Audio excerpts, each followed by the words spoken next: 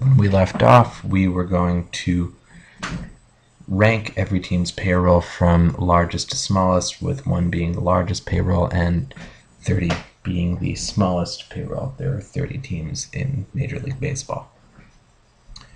Now, we could rank every team's payroll for the last 10 years. The problem with that idea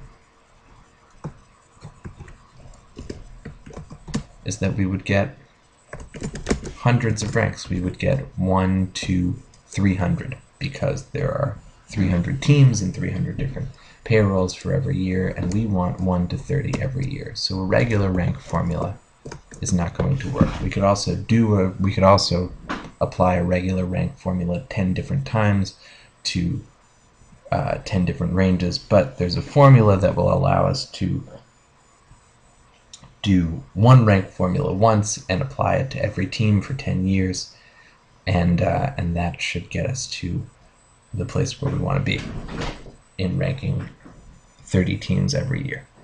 And that is called the sum product rank formula. So I have an example set up to show you how the sum product formula works.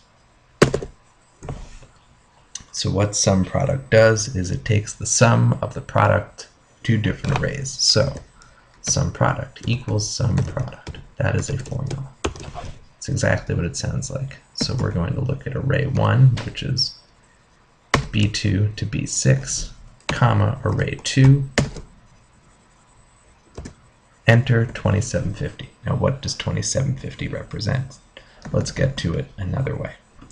So first we are going, let's delete the formula here, we're going to take just the product of 1 times 50, drop that down, and then we're going to take the sum of that multiplication, and we also get 2750.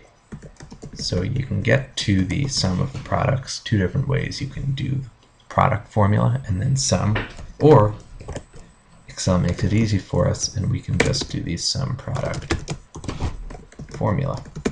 Again, looking at 2 different arrays.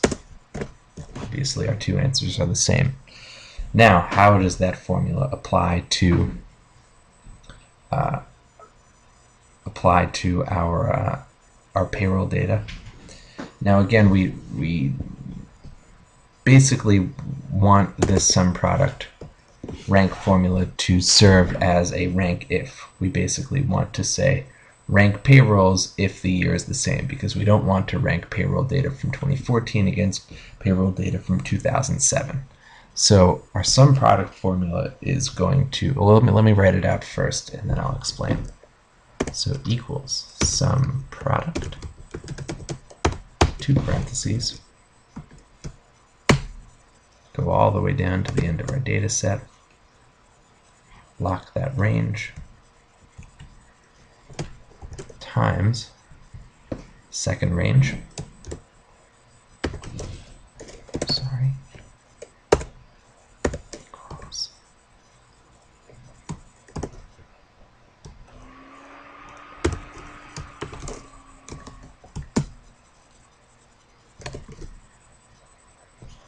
lock the second range,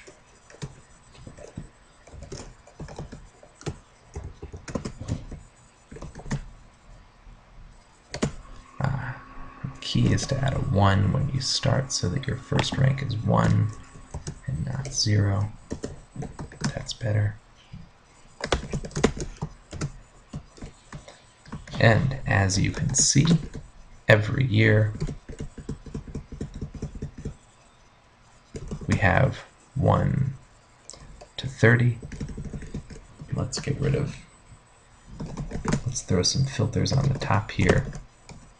Filters are Alt HSF, and then when you hit Alt down, I want to filter on our blanks. There will be blank cells. So let's unselect everything except for the blanks, because we don't want to be ranking blanks. So we are going to hit Shift space to highlight the whole row, and then go down, and we want to delete all of these cells. And the way we do that is by hitting Control G, hitting special. This is different from paste special values. This is just go to this.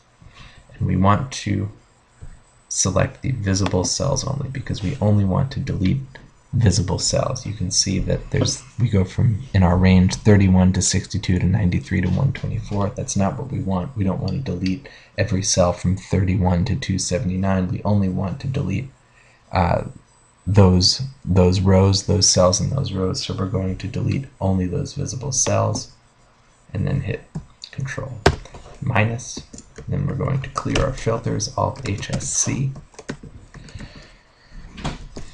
and remove them by hitting Alt HSF again. And now we have all of our ranks. And just to prove to you that there's only one rank per year, per team, per payroll type, I'm going to do a COUNTIF. And what a COUNTIF does, it says count the number of times one condition is happening in a range of data. So count if 1 or 2, and as you can see, every number should occur 10 times. And let's just throw a filter on Alt HSF to make sure that every number is appearing 10 times. Yes, it is. And we should have 300 rows, and we do. So now we are ready to do something similar to our payroll data, but first let's go over how the sum product rank formula works. So what this formula is saying is, look at column C. Does the value in C1 equal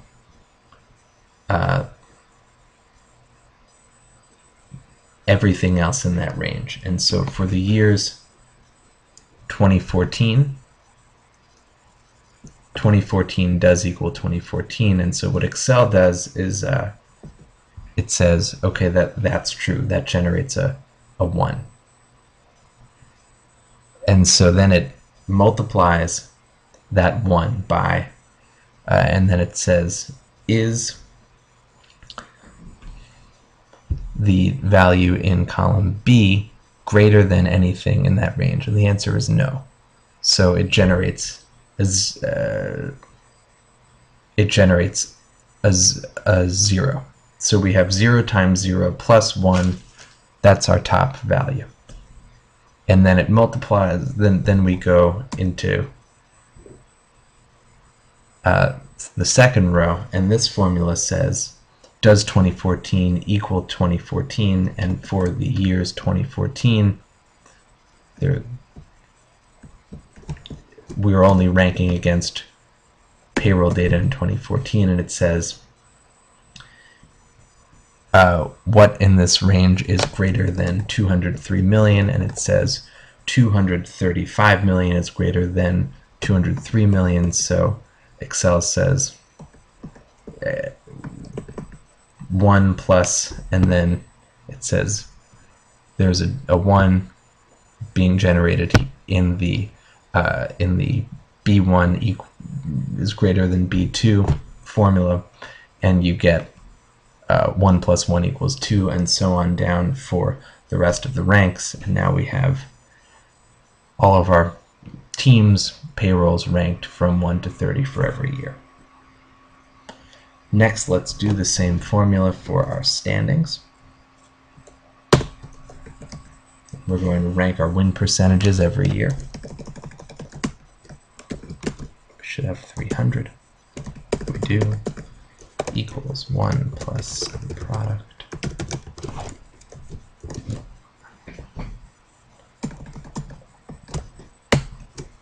Locking our range.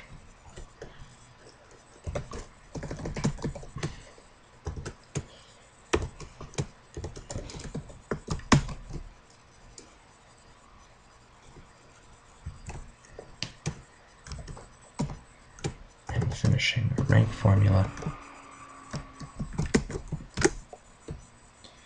we have every team's rank per year according to win percentage. Now we want all of this data